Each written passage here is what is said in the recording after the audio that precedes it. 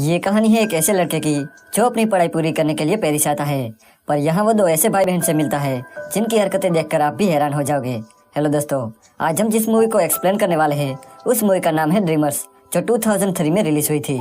Movie start होती है और हम एक लड़के को देखते हैं जिसका नाम मिथ था। मिथ अपनी पढ़ाई पूरी करने के लिए अमेरिका से पेरिस आता है। उसे मूवी देखना काफी पसंद था। एक दिन जब वो मूवी देखने जाता है तब वहाँ उसे एक लड़की मिलती है जिसका नाम इसाबेल था। वो मिथ से कहती है कि मैंने तुम्हें पहले भी यहाँ देखा है, तुम यहाँ अकेले ही आते हो। तब मिथ कहता है कि मुझे अमेरिका से आए हुए कुछ दिन ही हुए हैं, इसलिए यहाँ मेरा कोई फ्रेंड नहीं है।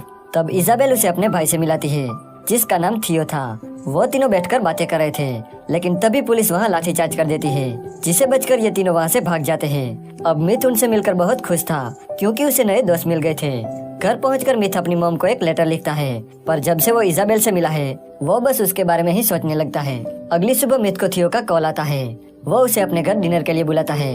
मिथ जब उसके घर जाता है तब इसाबेल उसे अपनी मॉम डैड से मिलाती है।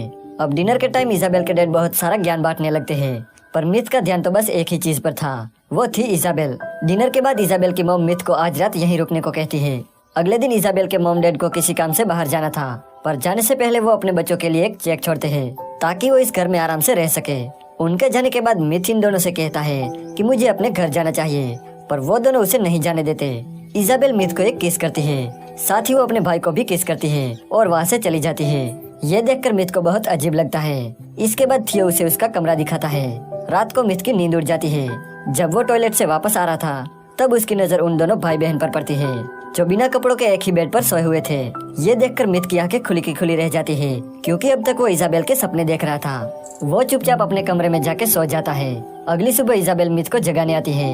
वो उस पर चढ़कर उसे किस करती है। ये देखकर मिथ डर जाता है क्योंकि उसने सिर्फ अंडरवियर ही पहना था। इसके बाद इसाबेल उसे बाथरूम में ले जाती है जहाँ थियो पहले से ही बिना कपड़ों के नहा रहा था। ये देखकर मिथ थियो से कहता है कि तुम्हारी बहन यहाँ है, तुम बिना कपड़ों के उसके सामने कैसे रह सकते हो। इस पर वो दोनों कहते हैं कि हम दोनों काफी हद तक एक जैसे हैं, इसलिए हम दोनों ये सब करने में कोई शर्म नहीं रखते। थियो मिथ से कहता है कि हमारे डैड 1 महीने तक घर नहीं आएंगे, इसलिए तुम हमारे साथ इस घर में रह सकते हो। मिथ इसाबेल पर लट्टू था, इसलिए वो उसकी बात मान लेता है और उनके साथ रहने लगता है। एक रात ये तीनों गेम खेलते हैं जिसमें दोनों भाई बहन एक्ट करते हैं और मिथ को उस मूवी का नाम बताना था, पर अगर वो हार गया तो उसे एक डेयर पूरा करना होगा। पर यहाँ मिथ वो गेम जीत जाता है। तब वो दोनों भाई बहन कहते हैं कि हमें ऐसे ही किसी इंसान की तलाश थी जिसके साथ हमें एक गेम पूरा करना था। इसके बाद ये तीनों एक आर्ट गैलरी में जाते हैं। वहाँ वो तीनों रेस लगाते हैं, यही उनका डेयर था। वापस लौटते टाइम बारिश होने लगती है जिसे ये तीनों भीग जाते हैं। जब ये तीनों घर आते हैं तब थियो मिथ को अपने कपड़े देता है और ड्रिंक लेने चला जाता है। यहाँ अलमारी से मिथ को एक इसाबेल की फोटो मिलती है जिसे वो अपने प्राइवेट पार्ट में छुपा लेता है। जब थियो वापस आता है तब वो तीनों साथ में बैठकर ड्रिंक करते हैं। इसाबेल फिर से वही गेम खेलने लगती है, पर इस बार वो थियो के साथ खेल रही थी जिसमें थियो हार जाता है। तब इसाबेल उसे एक डेयर देती है जिसमें थियो को एक फोटो के सामने हिलाना था। थियो बिना किसी शर्म के उन दोनों के सामने हिलाने लगता है। इसाबेल के लिए तो ये नॉर्मल था, पर मिथ की ये सब देखकर फट जाती है। अगले दिन मिथ थियो से कहता है कि मेरी भी तो सिस्टर है, पर उन्होंने मुझे कभी ऐसा काम करने को नहीं कहा। तुम दोनों ये सब कैसे करते हो और क्यों करते हो। तब थियो उसे कहता है कि हम दोनों जुड़वा है। जब हम दोनों पैदा हुए तब हम दोनों एक दूसरे के साथ जुड़े हुए थे। हमारा शरीर अलग है पर हमारा दिमाग एक है और हम एक दूसरे के बिना जिंदा नहीं रह सकते। एक दिन फिर से ये तीनों गेम खेलने लगते हैं जिसमें एक को मूवी का डायलॉग बोलना था और दूसरे को उस मूवी का नाम गैस करके बताना था। अगर वो नहीं बता पाया तो उसे भी एक डेयर दिया जाएगा। पहले तो थियो एक मूवी को एक्ट करता है, पर उन दोनों को कुछ समझ नहीं आता, जिस वजह से मिथ और इसाबेल को एक डेयर पूरा करना पड़ता है। थियो उन्हें सबके सामने घपाघप करने को कहता है। अब डेयर के मुताबिक इसाबेल अपने कपड़े उतारने लगती है, लेकिन मिथ की फटके हाथ में आ जाती है, इसलिए वो अपनी इज्जत बचाने के लिए बाथरूम में चला जाता है। जब वो बाथरूम से बाहर आता है तब थियो उसे पकड़ लेता है और दोनों भाई बहन मिलकर उसके कपड़े उतारने लगते हैं। तब मिथ के प्राइवेट पार्ट में इसाबेल की एक फोटो मिलती है जिसे देखकर वो दोनों हंसने लगते हैं। इसके बाद मिथ और इसाबेल घपाघप करते हैं। यहाँ मिथ को पता चलता है कि इसाबेल अभी भी वर्जिन है। इसाबेल मिथ को बताती है कि हम दोनों एक साथ सोते जरूर है, लेकिन हमारे बीच कोई भी फिजिकल रिलेशन नहीं है। ये सुन के मिथ उसे कहता है कि अगर ये बात तुम्हारे पेरेंट्स को पता चली तो क्या होगा। इसाबेल कहती है कि ऐसा कभी नहीं होगा और अगर उन्हें पता चल गया तो वो सुसाइड कर लेगी। कुछ दिनों बाद इजाबेल और थियो के पास पैसे जो थे वो सारे खर्च हो जाते हैं, क्योंकि अब तक वो काफी अय्याशियां कर रहे थे। अब इजाबेल घर के राशन से खाना बनाती है, पर वो खाना कोई भी नहीं खाता। अब पैसे न होने की वजह से उन्हें काम करना पड़ता है। एक दिन मिथ और थियो एक ही टब में नहा रहे थे, तब इजाबेल वहाँ आती है और उनके साथ नहाने लगती है।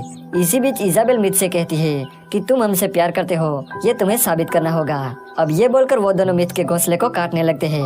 मिथ को ये सब अच्छा नहीं लगता, वो इन दोनों पर गुस्सा हो जाता है। वो उनसे कहता है कि तुम दोनों बच्चों जैसी हरकतें क्यों करते हो। मिथ इजाबेल से कहता है कि आज तक तुम्हारा कोई भी बॉयफ्रेंड इसलिए नहीं है क्योंकि तुम हमेशा अपने भाई का कहना मानती हो। मिथ के ऐसे कहने पर इजाबेल उसके साथ डेट पर जाती है, वो उसकी गर्लफ्रेंड बन जाती है। वहीं दूसरी तरफ थियो भी एक लड़की को डेट करता है और उसे घर लाकर उसके साथ गपागप करता है। जब मिथ और इजाबेल घर आते हैं तब इजाबेल देखती है कि थियो किसी और लड़की के साथ सोया हुआ है। ये देखकर इजाबेल को काफी जेलस फील होता है और वो बहुत रोने लगती है। इसके बाद थियो और मिथ साथ में वाइन पीते हैं और बातें करने लगते हैं। तभी वहाँ इजाबेल आती है और वो उन दोनों को टेंट में ले जाती है, जहाँ वो दोनों भाई बहन बचपन में सोया करते थे।